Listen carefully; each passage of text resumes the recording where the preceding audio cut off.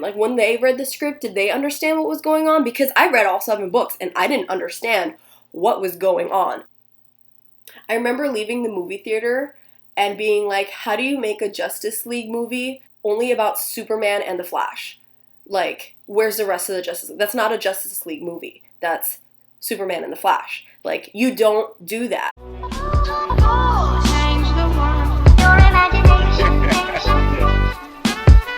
It could change the world. On we go. Hey guys, today I thought it'd be a good idea to try to rank all of my 5-star reviews on Goodreads. It's going to be a little bit different just because all of them are supposed to be 5 stars, but they're all 5 stars for different reasons. So I'll show you how I set up the tier ranking. So I have inputted the covers of every single 5-star that I've placed in Goodreads.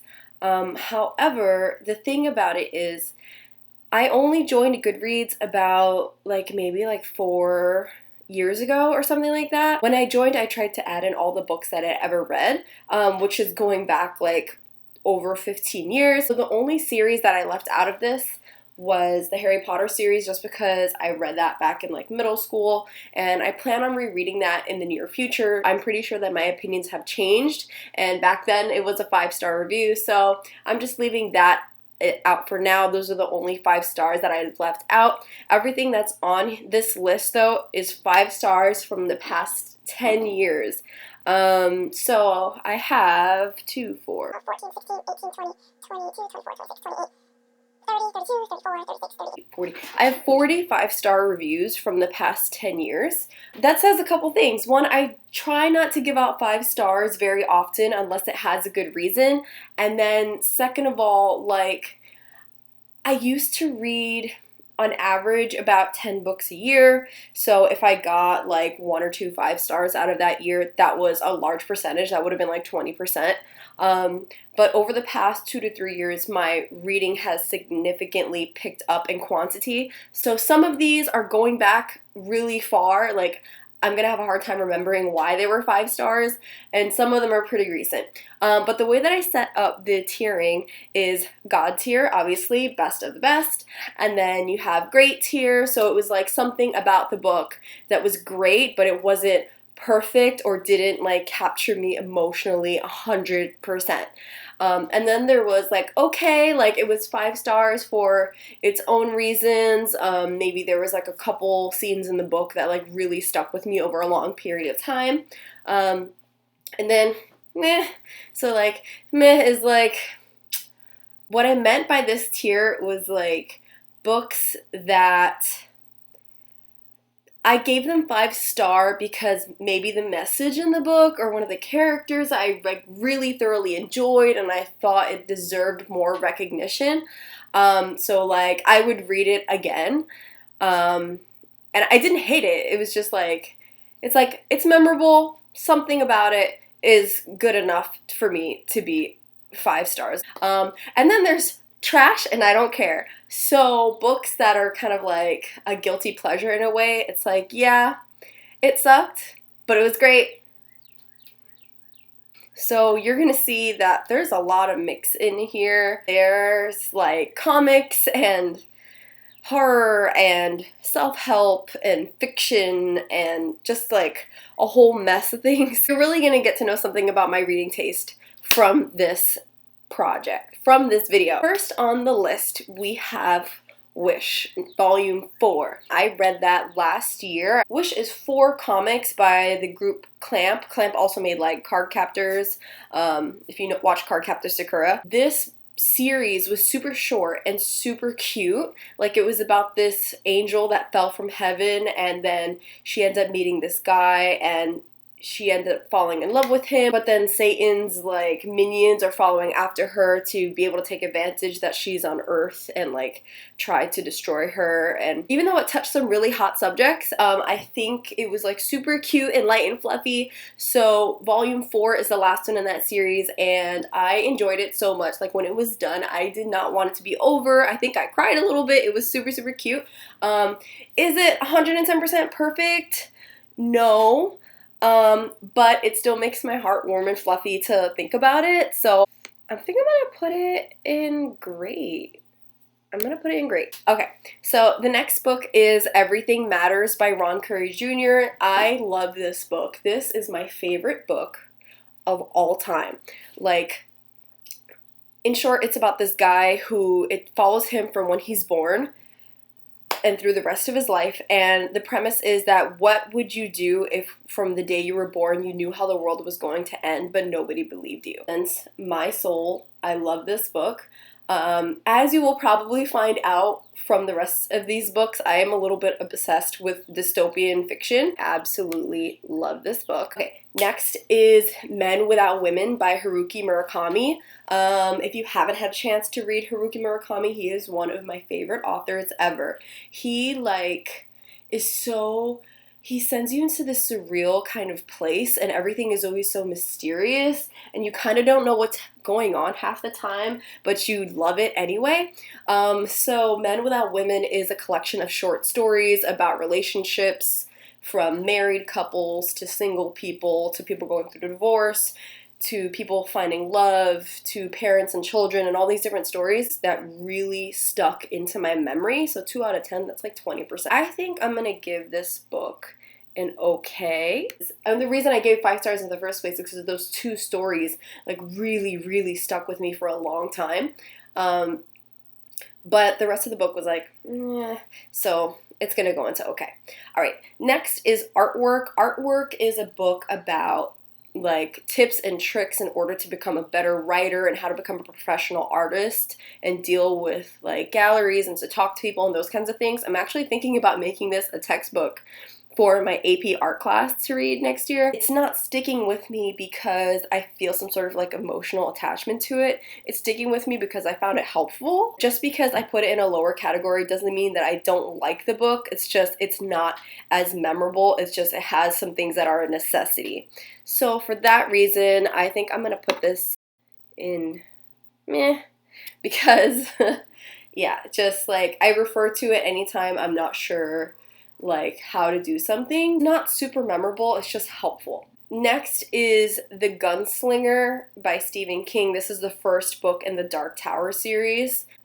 It's like a Western fantasy, and I really enjoyed this book, and I gave it 5 stars when I first read it because I never read a Western fantasy before, and I was kind of like blown away. But after having finished the series, now I would probably go back and say that that might not have been a 5-star review, even though I thoroughly enjoyed it. So for that reason, I'm gonna put it in okay. And then the next book is The Wastelands by Stephen King, which is the 3rd book in the Dark Tower series. All right, so if you haven't read the Dark Tower series, I cannot tell you what it's about. Like, I didn't figure out what this book was about until book 5. But I enjoyed it so much. Like, this is my favorite series of all time, is the Dark Tower series. But please do yourself a favor, if you haven't watched the movie, do not watch the movie. The movie is complete trash. I cried when the movie was over because I freaking love the Dark Tower series, and I feel like Stephen King just threw the Dark Tower movies in the water and said screw it, because It Volume 2, or was it the first It reboot? One of the It movies was coming out literally like 30 days after Dark Tower came out, so I feel like they rushed the editing, and it's like, I remember leaving the movie theater and being like, how do you make a Justice League movie only about Superman and the Flash? Like, where's the rest of the Justice League? That's not a Justice League movie. That's Superman and the Flash. Like, you don't do that. And they literally butchered the story. I love Idris Elba and Matthew McConaughey, and like, I don't even understand what happened. Like, when they read the script, did they understand what was going on? Because I read all 7 books and I didn't understand what was going on. Like, it was trash. If you have watched the movie, please go read the books. The books are so much better. Like, Doesn't even matter that you don't understand what's going on until book 5. It doesn't matter. Like the action, the characters, the character development, the world, everything is just amazing. So please do yourself that favor and read these books. Even if you don't like Westerns, I promise you, like I want to say only like 2 books out of the whole series are closer to a genuine Western. But it like sets the stage for how the characters come together. So just read it. Just trust me. Just read it. It's so good. Okay, I'm gonna get off my soapbox because I have so much to say about the Dark Tower series. Like maybe I should just make a whole video about my favorite moments and the qualms that I have with it. I'm just gonna let it go. Book 3, I genuinely loved. I remember being on the edge of my seat the whole time. It's super gory. It's super actiony. I was like, I don't know what's gonna happen. I loved it. It holds a special place in my heart. But is it like perfect? I don't think so. I think I'm gonna put it in great. It was just great. It was awesome. Okay, Bridge to Terabithia. I cried. I've read this book probably 20 times. Like I had this thing where every time I was stuck at home because I was sick, I would read this book and it would just like bring out all the feels. Like, you know how you sweat to like bring out toxins in your body? Like I read Bridge to Terabithia to reset my emotions. Like, I love this book so much. And it's a classic. So I think Bridge to Terabithia, because it holds a very near and dear place, like super special place in my heart, it's going on God tier. Like, I love Bridge to Terabithia. And then The Martian by Ray Bradbury. I read this in high school. Don't think I understood it because I was a dumb teenager. And then I reread it last year, I want to say, and I was cracking up the whole time. This book, like, was written, was it like 100 years ago or something? It was written so long ago, and it's kind of like 1984 in the sense that it's like predicting the future. And some things that are so accurate and some things that are like so racist, but it's poking fun at the racism. It was just genuinely funny. That's why I gave it 5 stars, because it made me laugh a lot. So I am just going to go with, why does this keep shaking? I need something more stable.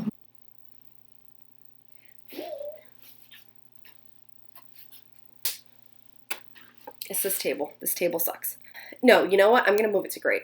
It was that funny. Okay, so The Mist. The Mist I read so long ago, and it's very different from the movie. Like, if you watched the movie and didn't like the ending, you might like the ending of the book better. So it gives you more insight onto like the background of the main characters, which I liked. And also I think did it describe more monsters and stuff? I think it did. It was a fun read, so I'm gonna put it in okay. The only thing I wish was that it was longer. Like, I wish that world would have just kept going, but that's just me.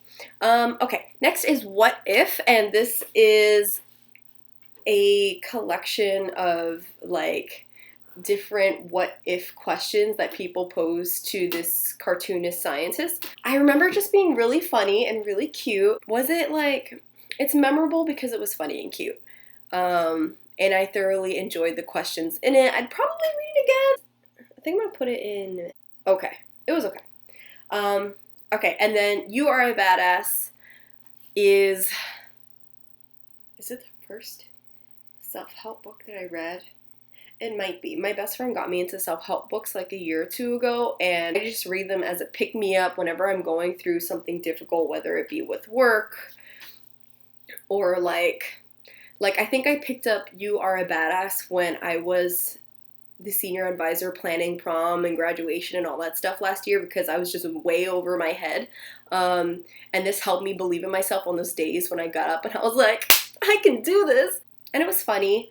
So I think it was just okay. Next is another Stephen King. Yeah, there's a lot of Stephen King on here. I'm a huge Stephen King fan.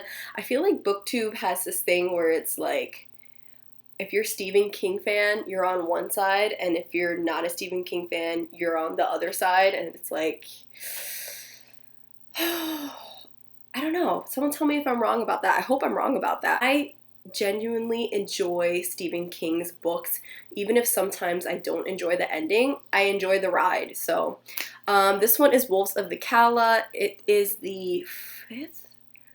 I think it's the fifth book. Yeah. It was like the most action-y of the Dark Tower series. No, it wasn't the most action-y. It was like most of the story was centered around like one huge climax. Versus like the other books had like various different events going on. I think that's why I put it in, and I was so deep into the series at this point that there was no getting out of it for me. But I think that's why I gave it a 5 stars. But looking back, it wasn't my favorite of the series, so it's all right. It's okay. All right. Next is The Running Man. Whoa, so much Stephen King here. All right. If you're not a fan of Stephen King, bear with me, I promise. If you can see, there are other books here that are not Stephen King. So, The Running Man, also by Stephen King, story, another dystopian set in a time where people have to be a part of this game show that's like a manhunt, and in order to get supplies that they need to like make it through for their families. You know, like if you win this contest, you'll get unlimited like food, healthcare, whatever the case is. At the time, it really stuck with me. Like, it was really profound because I feel like that I'm scared that we're actually going to get there. You know, like I feel like he was playing on like this deep emotion, or this deep fear that we might all have, that eventually society might get to that point. And I thoroughly enjoyed the ending. I didn't watch the movie with Arnold Schwarzenegger. I don't know if the movie is any different, but I liked it. So I think I'm going to put it in. I'm going to put it in okay. And then Stephen King's, again, where's Stephen King? The Drawing of the Three is a third book. Is it the third book or the second book? It's the second book. The second book in the Dark Tower series is The Drawing of the Three, and this is when, like, the Justice League forms. The character development, like, it was really good, and it set the stage for everything. Is it perfect? No. Is it great? Maybe. I want to say it's more than okay. Like, I really feel like the second book was super, super memorable. I think I'm going to put it in great. So then Townie by Andre Dubus. Am I saying that correctly? Andre Dubus. I don't know. This is an autobiography of this author's life, and I don't even remember why I gave this 5 stars. Like, I don't remember at all. Maybe I just enjoyed it when I read it, but there's nothing about it. Okay. Sorry, dude. I think I'm going to put you in trash because I don't even remember why I gave that 5 stars. And then The Stand, also by Stephen King, one of the most famous dystopians out there. Really scary because it's about a virus. There's a scene in the book with the Lincoln Tunnel, and living really close to the Lincoln Tunnel, like I lived in Jersey City for most of my life. I never looked at the Lincoln Tunnel the same after that scene, but at the same time, the ending was complete garbage. The ending was garbage. It was a 1,000-page book. I swallowed it in 2 days. I just blew through this book. Like, I loved it. But the ending was complete garbage. In God tier, because this is literally one of my favorite books ever. Or do I put it in trash and I don't care because the ending was that bad? In the same level as Townie. You know what? It doesn't. I'm going to put it in God tier because even though the ending was complete garbage, this book stuck with me forever, and it's still one of my favorite books of all time. Post-recording stuff here. I realized that made no sense. I should have put it in trash and I don't care. Like, I talk about this book all the time. Okay. Next is Who Moved My Cheese? Who Moved My Cheese is kind of another self-help book about these different characters, mice, that are inside this maze, and they're using different communication skills to get through the maze to get to the cheese. And it's kind of like, how does our perception of the world and perception of ourselves kind of influence the way that we treat each other, even though we're all working towards the same goal. I thought it was really sweet. I've recommended this as a self-help book to a lot of people. Is it God? No. Is it great? No. Okay, I'm gonna put it at meh. It's not the greatest self-help book ever. It's just like, it was cute. All right. Fahrenheit 451. I read that back in high school. And I remember loving it at the time. I remember what the premise was about, but I don't remember, like, I have to reread it. It's been like 15 years since I read this book, so I feel like I can't put it in great, and I want to put it in okay, but I really don't remember anything. I have to read it again, like, it's been so long. So I think I'm just going to put it in meh. Next is another Stephen King, and that is Pet Sematary. There's only 3 books that qualify as the scariest books I ever read, and that is definitely Pet Sematary. And then the other 2 were by Nick Cutter. One is The Troop and one is The Deep. Those books shook me to my core. And I guess what they have in common is, like, what scares me is bad things happening to little kids. Like, I cannot take it. I can't take horror and little kids involved. Like, freaks me out. There was a point in Pet Sematary where I had to put the book down and, like, take a breath. It was bad. Is it perfect? No, but I would say that I think it was pretty great. Like, to get that kind of reaction out of me, it was great. All right, next one is Colorless Sakura Tazaki and His Years of Pilgrimage by Haruki Murakami. This book was not as weird as his other books. I would say so far of all the Haruki Murakami that I've read, this is the most normal. Like, I don't know if that makes sense, but I just remember closing this book and being like, this was beautiful. I want to say it's a My Name is Earl kind of situation, but like figuring out your past to come to terms with yourself. I don't know. It was great. I'm putting it in great. That's that. Okay, next is Planets. Planets is a manga set in space, I think like 100 years in the future from now or something like that, when there's space travel. And basically it's about the garbage men in space who go around picking up micro debris in Earth's orbit to make sure that it doesn't collide with like space travel and hurt people. And there's just all this really good stuff that happens in it. It's a really short manga. It's only got 2 volumes. They're pretty thick, but it's only got 2 volumes and it's amazing.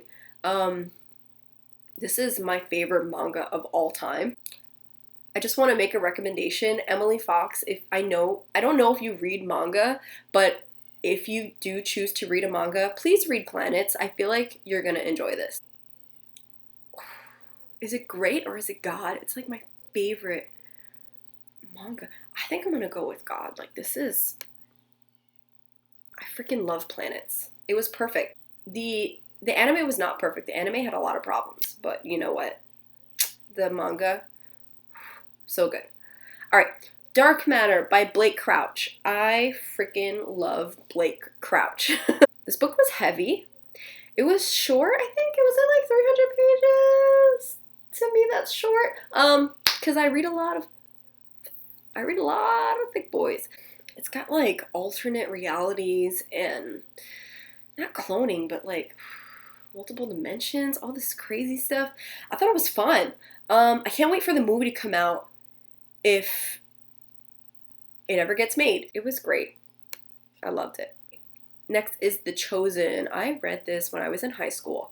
And I don't remember too much of it because we're talking about like over 10 years ago, close to 15. I just remember it being about these 2 Jewish boys and like going through their paths in life, and one sticking to the religion and being close to his family and following his family's expectations, and the other one kind of straying away from that. until I read this again, I can't really say what made it a 5-star for me, so I'm just going to put it in okay. It was okay. All right. And then there is another Dark Tower. Oh boy. Okay. Wizard and Glass by Stephen King. This is the 5th book in the Dark Tower series, and I think this is the one that kind of like goes back into talking about how the gunslinger became the gunslinger. So I loved that. However, I totally wasn't expecting that because it's like a break in the series where it's like, oh, this crazy stuff is happening, and then all of a sudden you go way back for like there's like 1,000 pages of prelude, and then book 6 is like we jump back into the craziness in the future. So I didn't really like that. Like I feel like this should have been a standalone. Like it should have been like an OVA, like a side story. I don't think it was great. I'm gonna put it. It's a meh. It was meh. Like I really enjoyed it, but just like the way that it was thrown into the series, and it kind of threw everything off. And then like it gave us information, but at the same time it gave us a lot of questions. I don't know. All right, so Girl with the Dragon Tattoo by Stieg Larsson. This series, I freaking love this series. I freaking love this series. Like, let me tell you how much I love this series. I love this series so much that I remember being in the park and reading the 2nd book, and the moment I closed it, I was like, I need to go by the next one. I can't deal. I need to figure out exactly what happens. I'm gonna lose my mind if I don't know what happens right now. And then I remember there's this kid who was my friend, I guess. Wasn't really my friend because I used him to borrow his bike. I'm a horrible person. Oh. So I basically asked this kid in the park, I was like, hey, can I borrow your bike? I just want to go like down the street and get a soda from the corner store. And he was like, yeah. He was like, oh yeah, how long you be gone? I was like, 5 minutes. I'm just going to go grab a soda. And he goes, yeah, okay. And then I took his bike and rode to the other side of town, which was like it was an hour's bike ride, and I did it in 20 minutes. Like your girl moved, okay? I rode down to the bookstore across town, 4 miles away, I want to say. 3 miles, 4 miles, I don't know how fast I went. Bought the next book and ran back, and by the time I got back, he was staring at me like, where did you go with my bike? And I kind of hid the book behind my back. I was like, I just went to get a soda. And he goes, why are you so sweaty? I was like, because I went, it's hot, you know? Like, I don't know. I'm so dumb. Okay, that's how much I love this series. Is it perfect? No. It's gonna be great. Great. Okay. Miracle Creek by Angie Kim. I recently read this book. I think that was my first 5-star of 2020.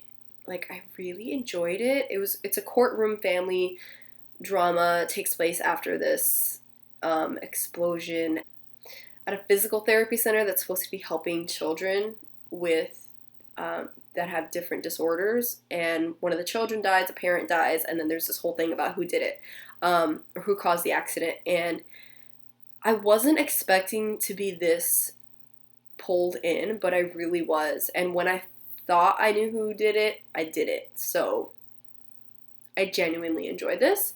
So I'm gonna put it in great. Death from the Skies by Philip Platt. This is just more of like a funny, quirky book about different ways that the world can end, like either by a supernova or by gamma radiation or by a comet or stray black hole. I don't know, just like crazy dumb science stuff that have a very, very, very low chance of happening, but it's super interesting the way that he talks and kind of simplifies theories and concepts in astrophysics. So I thought it was really cute, and it has pictures. Pictures are good, you know. I don't think it was great. It was like really informative and funny. I'm gonna put it in okay.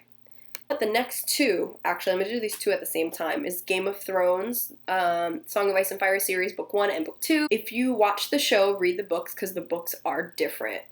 Like, I'll probably do another video where I review the Song of Ice and Fire series so far, because it's not done yet, but review the books and how the books are different from the show. And I'm still reading it. I'm on book 3 right now, so I'm going to put both of these in great. I guess it makes sense so far that the great tier has the most books because, again, these are all my 5-star reviews. Illuminae.